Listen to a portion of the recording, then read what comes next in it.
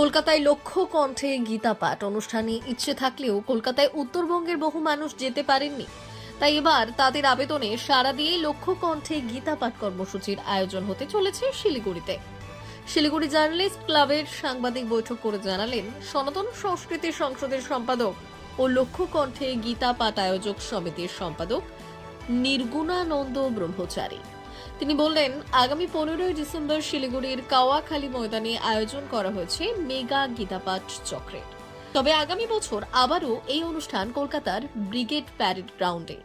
বাংলা তথা দেশের যে চারিত্রিক অবক্ষয় এবং মানব সম্পদের অবমূল্যায়ন হচ্ছে, একমাত্র গীতাই পারে বর্তমান পরিস্থিতি থেকে মানব জাতিকে রক্ষা করতে। সংসদের লক্ষ্য হলো মানুষের মধ্যে গীতা চর্চাকে ছড়িয়ে দেওয়া। তিনি প্রশাসনের কাছে আবেদন করেন, এই দিন এই গীতা পাঠকে ঘিরে ট্রাফিক ব্যবস্থার কিছুটা অসুবিধে হবে কাওয়াখালী এলাকায়।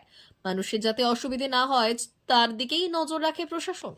সেই মঞ্চ থেকে আমরা 1 লক্ষ কণ্ঠে গীতা পাঠের এবারের মঞ্চটাই বাংলাদেশকে ডেডিকেট করেছি। বাংলাদেশের সনাতনী মানুষের জন্যই আমরা এইখানে এসেছি এবং বর্ডার থেকে 3 কিলোমিটার দূরে কাওয়াখালীর ময়দানে আমরা এসে পৌঁছে গেছি। ভারতবর্ষের 1000 সন্ত 1 লক্ষ সনাতনী মানুষ বর্ডারে এসে গেছি। এবার যদি আরও এটাকে নিয়ে বেশি দিন চলে, এটা কিন্তু সংখ্যাটা 1 লক্ষ থেকে কোটিতেও চলে যেতে পারে। সেদিন হয়তো আর বাঁধ ভেঙে যেতে পারে।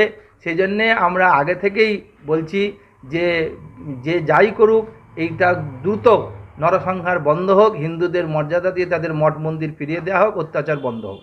সেখানে আপনাদের বাংলাদেশ থেকে ওপার থেকে কতজন সাধু সন্ত আসার কথা আছে এবং আপনারা কি কোনো কিছু আশঙ্কা করছেন যে বাংলাদেশ সরকার তাদের আসতে দেবে না বা কিছু?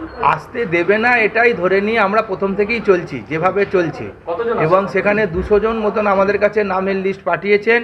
আমরা তাদের কাছে আমাদের লিখিত যা ডকুমেন্ট দিতে হয় সরকারিভাবে সব আমরা দিয়েছি, বিদেশ মন্ত্রণালয় পর্যন্ত পাঠানো হয়েছে। কিন্তু সেখান থেকে যা যদি তারা সরকারিভাবে নির্দেশ পেয়ে যদি আসতে পারেন তবেই আসবেন, নাহলে তো চুরিয়ে লুকিয়ে বা আমরা তাদের তো উড়িয়ে নিয়ে আসতে পারবো না। আলাদাভাবে সরকারিভাবে ভিসা গ্র্যান্ট হলেই তারা যেভাবে আসতে পারেন সেভাবেই তারা আসবেন।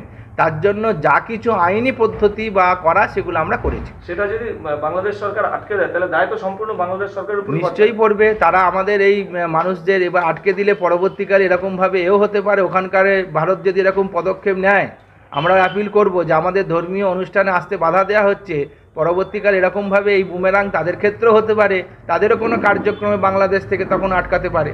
এই জন্য ভারত সরকারের কাছে আমরা এরপরে যদি না আসতে দেয় তাহলে অ্যাপিল করব। আপনার নাম? নির্গুণানন্দ ব্রহ্মচারী, সনাতন সংস্কৃতি সংসদের সম্পাদক। ব্যুরো রিপোর্ট, উত্তরের প্রহরী।